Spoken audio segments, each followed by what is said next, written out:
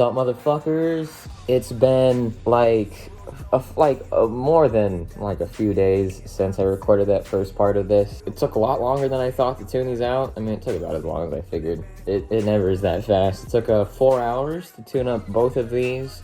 Majority of those 4 hours were spent on this one because I was a fucking idiot and I always forget how to tune right before I tune. So I did a lot of troubleshooting on this one. And I was trying to tune it with the original screws, but I put in my M3 button heads in here, and these actually have better grip than the socket head M3s, the ones that stick out more. Surprisingly, these are actually really good screws. And with these screws, I was able to fully tighten it. And I was tightening it, just hand tightening it with the driver that it came with, and it still tapped. But I decided to cut the tuning off there, it was fine. And I put in these screws, and all of a sudden, tap's gone. I just Loctited it last night for the second time with just some red. And yeah, this shit is pifto on a real one. The only thing that this thing can't really do is the ASMR hand swingy shit. It can do it kinda, but it doesn't do it that well. Not as good as this one right here. Like, just listen to this. This can actually do it pretty well. That zappy shit. This one's not too good at doing that, but it's so fucking bouncy when you close it. Like, I'm actually surprised. And that's something that I want to note for both of these clones is that you can't expect it to just come in with like really good tolerances. That's just a fact for all clones in general. They're gonna come in kind of fucky. You're gonna have to do a bit of tuning yourself. Like, for example, this one, all the washers it came with were like horrendously oversized. Even when the bushings were wiggling a lot and it was clearly had wiggle room, the bushings, or the washers, I mean, were way too thick and it would make it stick anyways. And it took a long time for me to figure that out because I was like, what the fuck's going on here? Why ain't it swinging? Even though the bushings are oversized. But thankfully, this one sounded pretty damn good. This one sounded pretty damn good. I like this one. This actually reminds me a lot of my glidr OG4 in its sound profile. But, I mean, pretty much all tight tolerance channel aluminum knives are going to sound the same, especially if they're trainers. And this definitely has a very similar sound profile. But in my humble opinion, I think this thing flips better than an OG4 from glidr. And this is $40 fucking, and an OG4 is like $150. Same materials, same features.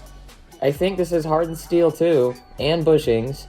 It's like, what the fuck am I paying $150 for 6061 for? The world's shittest aluminum should cost like $40. This is a fairly priced aluminum knife right here. Not 70, 75, 60, 61. This is fairly priced. I can drop this on the ground, not give a fuck. Because I didn't pay $150 for a goddamn squid trainer that's gonna lock up on me after I drop it 5 times. This, if it locks up, shit, dude, is $40. So just buy another one. It's so cheap, I was able to get both of these at the same time for like $95. These, both individually, are better than like $95 Bally's. Just normal ones you can get on the market that aren't from like China and shit. These are really good for the price. And this is the one that I've been flipping more just because, you know, the G10 will eat up all the beatings and stuff, not the aluminum. Like, look, that G10 putting in work so my pretty aluminum anode doesn't get fucked up. But yeah, this one is the one that I wanted the most out of the two because it came out first, and I saw it and I was like, nigga, 45 fucking bucks, however much money this shit is. I was like, I need to get that. But it was only $40, so I didn't get it. But I knew I wanted it, so the next time I was able to get it, I just got it. It was like, and then it took a couple weeks to come in. Both I got DHL shipping for. So yeah, it took a tad bit longer, tad bit shorter, like 2 weeks. I'm not too sure how different that is for standard shipping, but standard shipping's around the same time. But yeah, I just like this one a lot because it's a tad bit quieter. It's a lighter, more neutral flipper, and it's pretty damn grippy. But one thing that I did notice, and I mean, I'm sure you must have realized from the profile shot, is like these G10 scales are not rounded at all, like at all. It's super square as fuck. This is what I imagine like a Kraken clone feels like in the hands in terms of like boxiness. And like it does help when it comes to like spinny tricks because the corners allow for a lot of grip for you to really spin it around. But it's just not that comfortable in the hand. Like you definitely notice the boxiness on this one, and it adds to its control, which I like. It's a very neutral flipper, so it deserves a lot of control. But yeah, it's just one thing to keep note of. But yeah, this one did not take me nearly as long to tune because I wasn't an idiot tuning it. Because on this one, the bushings were so fucking oversized at first. I was doing like 10 to 20 circles on my sandpaper at a time. I was just speedrunning that shit. And of course, I like over sanded a couple of the bushings. So I kind of fucked both of them. But thankfully, these bushings work. With these bushings, they're like interchangeable. So I actually do recommend getting them both at once because when tuning them, you can go back and forth between the hardware. So it's kind of like you get 2 sets of extras. But yeah, I gotta say, this one I've been flipping the most. I've been flipping it more than any other Bally I have right now. Even my fucking Gion, which this baby needs more love. I just don't want to like fuck it up, you know what I mean? But I have my friend Casey who's down to tune it for me. He's a fucking G. It's the homie right there. Fucking Casey tuning the shit out of these pivots. I don't know how the hell he does it. He's so fucking good at it. But there'll be a video on that one in the near future. And yeah. But for now, we're just going to talk about these two. And I think I've gone over them both individually. This one's very blocky, very neutrally balanced, and very grippy. More on the quiet side, quite blocky. But it's got pretty damn good tolerances for my tuning. It still has a bit of tap. But I don't really give a fuck. As long as it does the thing, I don't care if it has tap, as long as it sounds good, you know? And it does the thing. It does the thing just fine, so I don't really care. This one, I just happened to tune it to no tap. I didn't even think I got the tap out. It just kind of happened. But yeah, this one I'd say is a bit more handle biased. It's not as neutral. Definitely not as blocky. The handles feel way more comfortable, but they are slippier. More slippery. Yeah, they're more slippery. And it just sounds so fucking crispy when you close it. How the hell is it so bouncy? I didn't mean for that to happen. It just happened. Doesn't really do the shortstop thing that well, but who gives a fuck? Yeah. Oh, also, look, I almost got the fucking chatter down. It's such a hard trick. This is like the shortstop on crack. Oh, I did it. You see that shit? Shit. Right, let's try it on this one. I think I can do it a little better on this one. Damn, that trick is so fucking hard.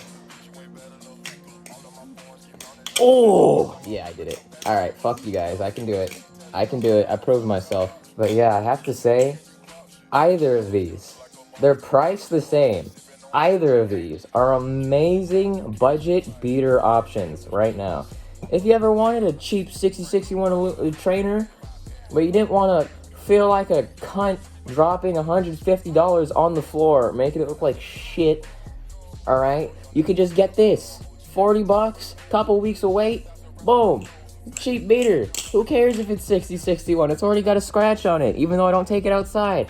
I don't care. It's $40. I could just get new hardware for it if it starts tapping. This thing is great. And this thing, it's like a metal squiddy. This is like a metal squiddy right here. It's super similarly balanced. You know, G10, so it eats up the damage quite well. I have been dropping it outside, you know, just on walks and whatnot, and it's looking fine. It's looking fine. I haven't been beating it, but I haven't been treating it like a baby. You know what I'm saying? But yeah, I guess that's all I have to say. These are just really good. These are just really good. If you're don't have a lot of money, you're one of the, I don't know, like 70% of the fucking filtering community who's like just a teenager that doesn't have a job. If you're looking for something cheap with performance that delivers, yes, you might still have to do some hand tuning. It might take you a long ass time, but I promise you it's worth it. If you spend your money on these, you will not be disappointed. These are very, very good budget options that do not break the bank, that have the performance to back it. I gotta say, if yous has got 40 bucks, don't go on no fucking Amazon. Don't even go on Instagram. You probably gonna get, wait, you gonna buy like a beater Triton for $60? That's not worth it. That's not worth it. This is better than a beater Triton for $60. You should get this new, or this. This is like, these two options they cover both bases. The channel alu gang and the lighter, more neutral flipper gang. You know what I'm saying? These actually are. One thing I feel like I should note is that these are like the same length and shit. They're like the same length, but this one flips shorter. I felt like this one felt longer. But yeah, you'll get a more longer neutral flip / balance out of this, and you'll get a more handle biased flowy flip out of this one. And honestly, I do just recommend getting both at once. Because then you get to have this one inside, you know, during the day, and then you can flip this one outside and at night because it's quieter and it's better at eating up damage. Yeah, I'm just so glad that TheOne is stepping up their game. They're trying to stray away from clones as of late, and they're making their own kind of original designs. And this one is kind of a Pelican clone, but it is its own original design, quote unquote. Same with this. I think we all know this is a derivative from, but it's its own design. It's not no clone. And it flips damn well. They both flip really fucking good. So, yeah, if you got the cash for it, just buy it. It's so cheap and you won't regret it. It's crazy that the market has gotten to this point where $40 can give you something this good. Something that doesn't fucking tap, something that sounds like glass when you close it, for $40. This is the future that 12-year-old me back in like 2011. This is what I wanted back in the day. When I was a young little middle schooler just trying to get in the hobby because I saw the spy do a trick in my favorite free-to-play video game. And you know, $40 ain't get you shit. They can't even get you a goddamn squiddy these days. Just get one of these. Just get one of these. Just get one of these. I rate them both. These are both like 8s out of 10 for what they provide for at their price point. These are like 8s out of 10 for their. It's crazy. It's crazy. All right, and that's about it. I'm gonna try to edit this down to something that's not fucking 14 minutes long. But yeah, I just, you guys should get these.